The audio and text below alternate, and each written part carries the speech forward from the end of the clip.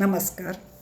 आपण लहानपणापासूनच ऐकत आलेलो आहोत की खरं बाहेर पडताना खोटं गावभर फिरून आलेलं असतं आणि त्या खोट्याची खऱ्याने बाहेर पडायच्या आधी दवंडी पिटून झालेली असते.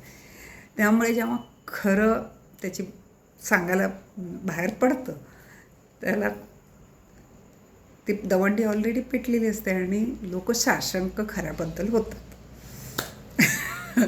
मला आधी वाटायचं हे फक्त कुटुंबातच होतं, माझा अनुभवच असं मला वाटायचं. हे कुटुंबात नोकरीत म्हणजे थोड्या ह्याच्यामध्ये. पण जसजसं आता बातम्या ऐकतोय, पहिल्यांदा वाटलं फक्त आपल्या देशातच होतात, आपल्या देशातलेच लोक अशी आहेत की काय. म्हणजे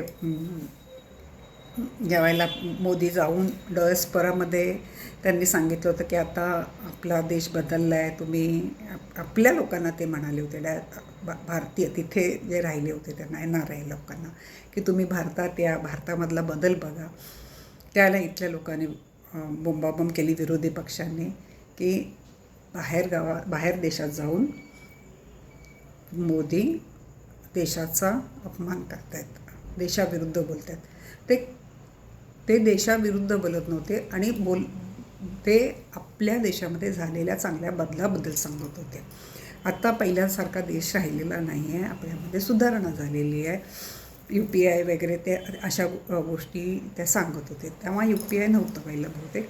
रस्ते चांगले झालेत, आता पर्यटन आपल्याकडे चांगलं आहे ते सांगत होते. पण विरोधी पक्ष म्हणायला लागलं की ते देशाबाहेर जाऊन आपल्या देशाची बदनामी करतात. आणि त्याच्या आधी जाऊनसुद्धा त्यांनी मोदींनी पंतप्रधान व्हायच्या आधीसुद्धा पूर्ण जगभर बोंबाबोंब केली होती. मोदीला येऊ नका म्हणजे म्हणून लेटर दिलं होतं, परदेशामध्ये घेऊ नका, त्यांना विजा देऊ नका, अशा पद्धतीने पहिल्यांदा सगळं खोटेपणा पूर्ण जगभर पसरवला. तरी ते झाले. डायस्पोराला पुढे भाषण दिलं तर त्याच्याविरुद्ध पण मग बोंबाबोंब सुरुवात केली. आता राहुल गांधी जाऊन परदेशात अनेक देशामध्ये जाऊन, वेगवेगळ्या देशात जाऊन कोणासमोर भारताची बदनामी करत असतात, किती बदनामी करतात.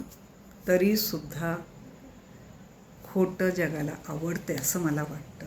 कोणी त्याच्याबद्दल इवन आपला देशही त्याच्याविरुद्ध काही कार्यवाही करत नाही. त्याला खरंच कळत नाही. खोट्याचं आपण म्हणतो खोट्याचं आयुष्य कमी आहे. भले एका खोट्याचं आयुष्य कमी असेल, पण ते खोटं म्हणणाऱ्याचं आयुष्य तर आहे ना. तो एकामागे एक बंदुकीतनं AK-47मधून पडत नाही तेवढे खोटे तो एक जिवंत खोटेपणा बाहेर पाठवतो. आता संविधान बदलणार हे 2024ला त्याच्यावर त्यांनी 99पर्यंत मजल मारली.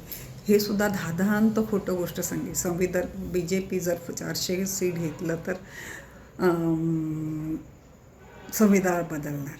स्वतःच्या आजीने स्वतःच्या काँग्रेसच्या राजवटीत कितींदा संविधानामध्ये बदल झालेले आहेत, तरीसुद्धा संविधान बदलणार म्हटल्यावर लोकांनी सत्याला विश्वास ठेवला नाही आणि असत्याला दिला.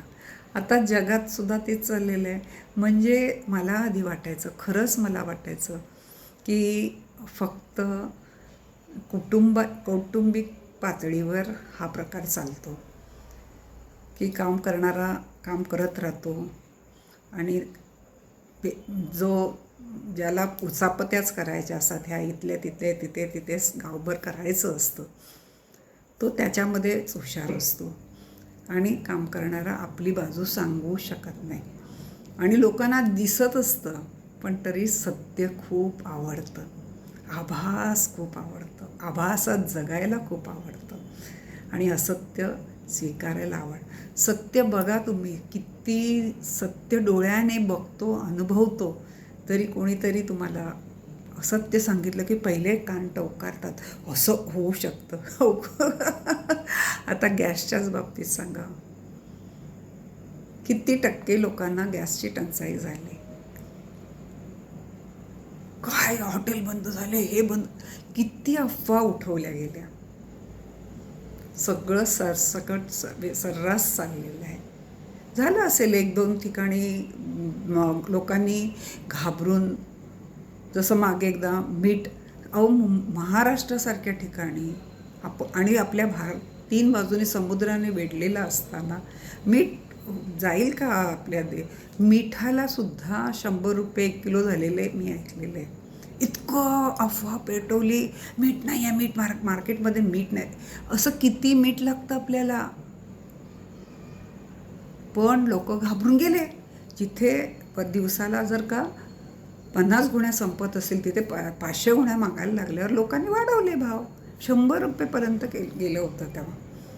अशा पद्धतीने अफवा लगेच पसरतात आणि लोक त्याच्यावर खूप, जरा पण 1 मिनिटसुद्धा विचार न करता त्याच्यावर धावपळ सुरू करतात. आणि खरं आपली बाजू मांडायला पुरावा देऊन, रक्त आटवून ते पटवायला जातो, तरीसुद्धा त्याला सतत दोष पडतो. आणि प्रत्येक वेळेला सत्याला परीक्षा द्यावीच लागते. मग कुठलीही सत्य असू दे, कौटुंबिक, राजकीय, नोकरीतलं, सत्याला नेहमी परीक्षा द्यावी लागते. कधी शेवटी सत्याचा विजय होत असेल. सत्य असत्य थोडं आयुष्य असेल, पण असत्य सांगणाऱ्याचं आयुष्य भरपूर असतं आणि गावभर ते एकामागे एक असत्य पसरवत राहतं. फक्त त्यामुळे आपण विचार करून प्रत्येक बातमीचं सहनिशा करताना थोडंसं आपलं विचारशक्ती, हे खरं आहे का, आणि आता तर पटापट बघण्यासारखे, शोधण्यासारखे, बोलून माहिती मिळवण्यासारखे बऱ्याच गोष्टी, माध्यमं आपल्याकडे आहेत. तर खोटं पसरवू नका तुम्ही स्वतःसुद्धा. आणि दुसऱ्यांनी पसरवायचा प्रयत्न केला तर तुमच्यापर्यंत आलेली गोष्ट तुमच्यापर्यंतच राहू द्या. उगाच त्याच्यामध्ये अजून मीठ मसाला लावून ती पसरवू नका. खूप गरज आहे की ह्या अफवांचं, ह्या खोट्या बातम्यांचं पेव पसरवण्यामध्ये आपला सहभाग जरासुद्धा नसावा हे समजून घेणं. तुम्ही माझं ऐकताय त्याबद्दल खूप आभारी आहे.